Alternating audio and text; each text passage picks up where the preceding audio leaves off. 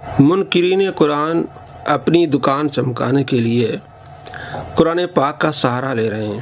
آج کل بڑی ویڈیوز آ رہی ہیں، دو منکرین قرآن ہیں، جاوید غامدی اور انجینئر مرزا۔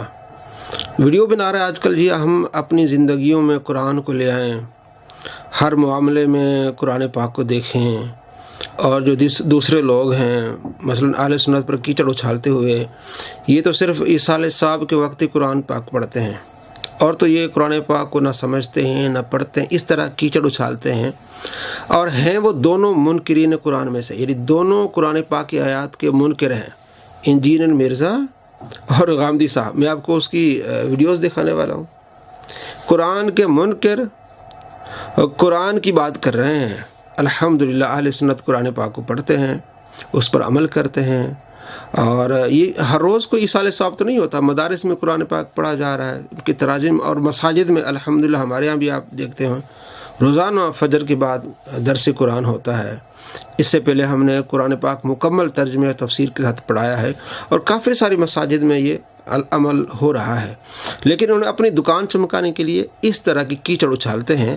میں آپ کو دکھاتا ہوں کہ غامدی یہ قرآن پاک کی کئی آیات کا منکر ہے، قرآن پاک کی ایک آیت کا منکر جو وہ کافر ہو جاتا ہے، اور یہ خود قرآن پاک کی آیت کا منکر ہونے کے ساتھ قرآن پاک کی آیات کا مذاق اڑا رہا ہے۔ جنت میں حوریں ہوں گی جنہیں جنت سے پہلے کسی جن و انس نے چھوا نہیں، کیا اہل جنت ان حوروں کے نتیجے میں اولاد سے بہرہور ہوں گے؟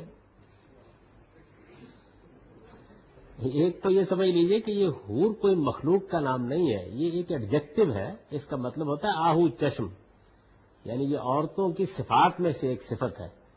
تو آپ کی بیویاں انشاءاللہ یہ ہوں گی۔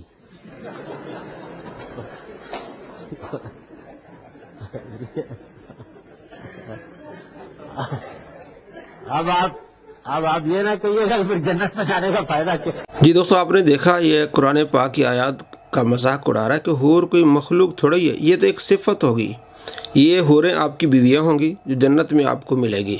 اللہ اکبر۔ قرآن پاک میں سورہ رحمان میں آیت نمبر 56 اللہ فرماتے ہیں لم یطمثہن انس قبلہم ولا جان، وہ ایسی حوریں ہوں گی جنہیں کسی انسان اور کسی جن نے اس سے پہلے چھوا نہیں ہوگا۔ اب بیویوں کو دیا چھوا جاتا ہے تبھی تو اولاد ہوتی ہے۔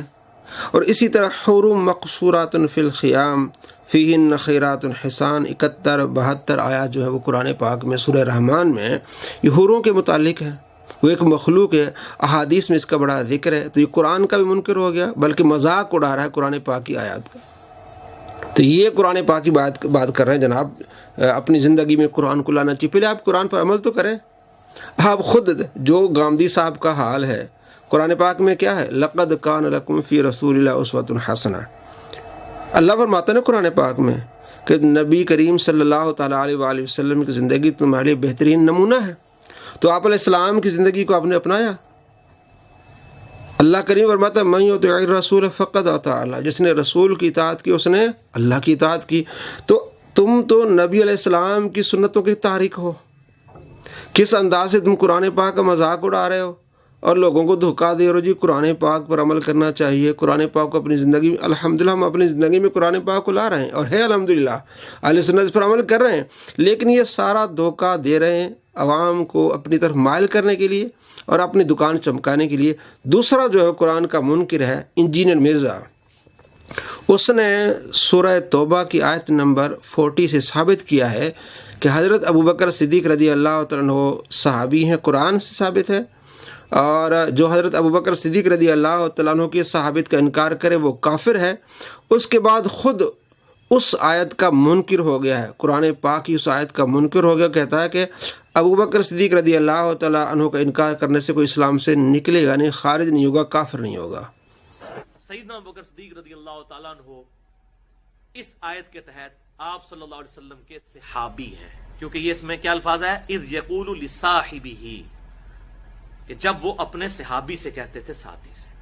اب چونکہ سیدنا ابوبکر صدیق رضی اللہ تعالیٰ عنہ کی صحابیت قرآن سے ثابت ہو گئی ہے پرٹیکولرلی، اس لیے آپ رضی اللہ تعالیٰ عنہ کی صحابیت کا انکار کرنے والا کافر ہے، جو آپ کی صحابیت کا انکار کرتا ہے۔ اسلام میں داخل کرتے وقت جو چیزیں آپ نے کسی سے پڑھوائی تھی نا، جب تک وہ ان چیزوں کا انکاری نہیں ہوتا اس وقت تک اسلام سے نکل نہیں سکتا وہ.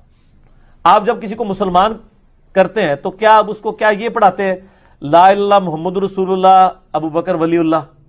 تو اب حضرت ابو بکر کا انکار کرنے سے وہ اسلام سے نہیں نکلے. جی دوستو، آپ نے دیکھا خود یہ قرآن پاک کی آیت کا منکر بن گیا ہے.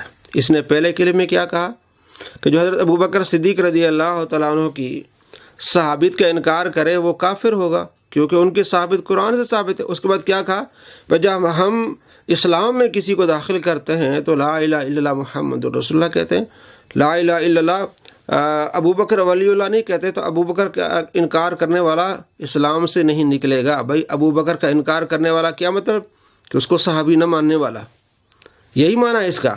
مرزا کے چلے دھوکہ دیتے نہیں جناب، خلافت کی بات نہیں ہوئی. آپ مرزا کو ڈیفینڈ کرتے ہیں، جناب آپ عقل سے کام لیں. یہ قرآن پاک کا منکر ہے، قرآن پاک کی آیت کا منکر ہو رہا ہے، اپنے فتوے کے لحاظ سے یہ کافر ہے. ہم جب اولیاء کرام کا دفاع کرتے ہیں تو کہتے جناب یہ بابی ہیں. تم کون ہو؟ تم ایک کافر کا دفاع کر رہے ہو. مرزا کے ماننے والوں، مرزا کافر ہے اس آیت کی روح سے، اور خود اس نے اقرار کیا ہے کہ جو حضرت ابو بکر صدیق رضی اللہ تعالیٰ عنہ کی صحابت کا انکار کرے وہ کافر ہے، اور خود یہ کافر بن رہا ہے، بلکہ بن چکا ہے. اس نے کہا کہ جناب حضرت ابو بکر صدیق رضی اللہ تعالیٰ عنہ کا انکار کرنے والا اسلام سے نہیں نکلے گا، یعنی ان کی صحابت کا انکار کرنے والا اسلام سے نہیں نکلے گا. یہاں خلافت کی بات نہیں ہو رہی. عقل سے کام لیں. آپ ایک کافر کو مان رہے ہیں، آپ کو یہ مشرک بنا دے گا، کافر بنا دے گا، آپ کو گستاخ بنا دے گا. اللہ کریم آپ کو ایسے کافر، مشرک اور گستاخ سے پناہ میں رکھے.